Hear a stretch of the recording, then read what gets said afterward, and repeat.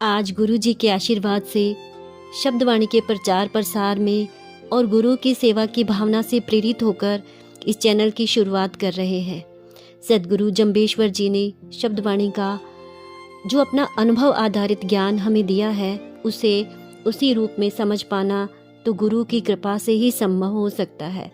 हम जैसे सामान्य जीव के लिए तो केवल एक प्रयास किया जा सकता है और गुरु महाराज से एक प्रार्थना की जा सकती है कि वो हमारा मार्गदर्शन करें। हमारी शब्दवाणी तो वो ज्ञान का अथाह समुद्र है जिसमें जितनी गहरी डुबकी लगाई जाएगी उतने ही गहरे ज्ञान रूपी मोती हमारे हाथ आएंगे। हम सब जानते हैं कि आज तक बहुत सारे शब्दार्थ भावार्थ हमारे शब्दवाणी के किए जा चुके हैं और बहुत से ज्ञानी जन आज भी हमारा मार्गदर्शन कर रहे हैं। और गुरु महाराज ने तो कहा भी है, शब्दे शब्द समाई। आज इस चैनल के माध्यम से मैंने जो गुरु के आशीर्वाद से पाया समझा उसे साझा करने का एक छोटा सा प्रयास कर रही हूँ और आशा है कि समाज को अवश्य लाभ पहुँचेगा। तो आइए शुरुआत करते हैं। शब्दवाणी हमारे आध्यात्मिक गुरु जंबेश्वर जी द्वारा दिया गया अनुभव आधारित वो सद्ज्ञान है जो हमें उचित अनुचित का भेद करने वाली एक विवेक दृष्टि प्रदान करता है, जिसमें वेदों का ज्ञान सार रूप में समाहित है। ये हमारा सौभाग्य है, गुरु की कृपा है कि हमारे समाज के पास शब्दवाणी के रूप में वेदों का सार तत्व है, जो मनुष्य की चेतना को ऊपर उठाने की क्षमता रखता है, जीवन के पूर्ण रूप से बदलाव करने की पूर्ण सामर्थ्य जिसमें है।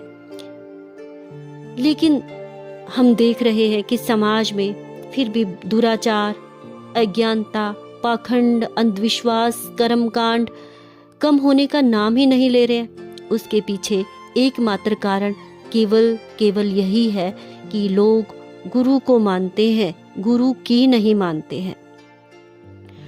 हमारे सद्गुरुदेव जंबेश्वर जी एक आध्यात्मिक गुरु हैं। उन्होंने अपना संपूर्ण ज्ञान अपने अनुभव के आधार पर दिया है, जिसे उन्होंने स्वयं अनुभव किया, और वो यही चाहते हैं कि जो उन्होंने अनुभव किया उसे हम भी जाने, उसे समझें। ये वो ज्ञान है जिसमें कोई आडंबर नहीं, कोई दिखावा नहीं है। ये केवल स्वयं को जानने की एक विद्या है, एक विज्ञान है। और अगर हम शब्दवाणी के अनुसार जीवन में बदलाव नहीं लेके आते हैं तो वो केवल ज्ञान है, सूचना है, और उससे कुछ भी प्राप्ति नहीं होने वाली, कोई लाभ नहीं होने वाला। चाहे हम कितने भी मंदिरों में चले जाएं, कितने भी तीर्थ स्थलों पे चले जाएं, कुछ लाभ नहीं होगा।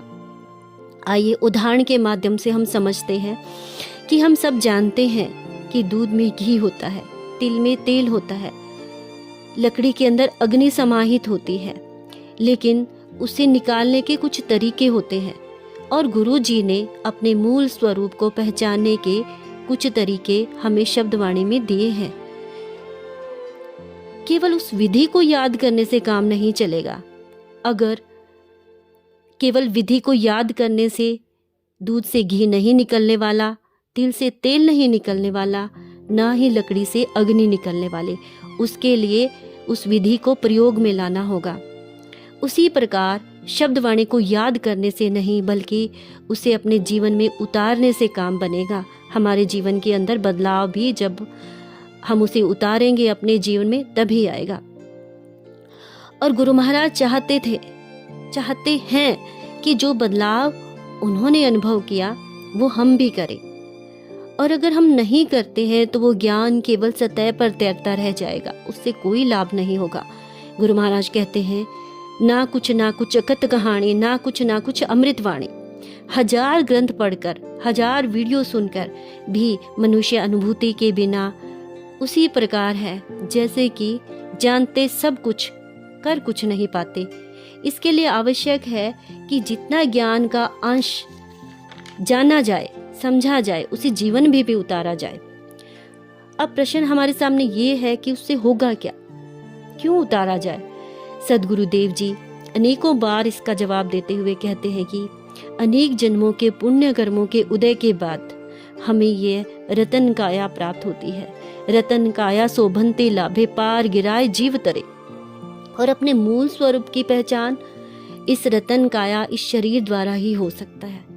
ये एक ऐसा मौका है जिससे हम स्वयं को दुखों से, बंधनों से छुटकारा दिला सकते हैं। अगर एक बार ये बाजी हाथ से निकल गई तो ना जाने कितने समय हमें इसकी प्रतीक्षा करनी होगी।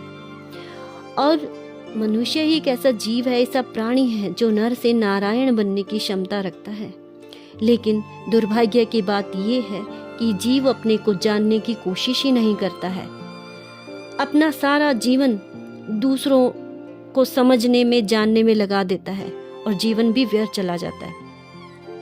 गुरु महाराज समझाते हुए बार बार कहते हैं, माणक पायो फिर लुकायो नहीं लखायो। और यदि ऐसा होता है तो पशु और मनुष्य में क्या अंतर रह गया। और जितने भी महापुरुष हुए हैं उन्होंने अपने जीवन को उत्कर्ष की राह में लगाया है, अपने उत्कर्ष का प्रयास किया है। गुरुदेव बार बार कहते हैं, भलमूल सिंचोरे प्राणी 68 तीर्थ हृदय भीतर, बाहर लोकाचारो। सर्वस्व हमारे अंदर है।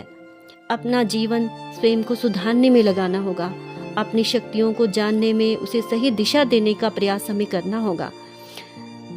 धर्म के रास्ते पर हम चले, कर्म कांडों से ऊपर उठे, ज्ञान के स्वरूप को समझे, अपने भीतर उतारे, अपने अज्ञान को हम दूर करने का प्रयास करें, अपना मूल्यांकन करें कि हम कहाँ पर टिके हुए हैं, अपने कर्मों पर ध्यान दें और सही कर्मों का चुनाव करें।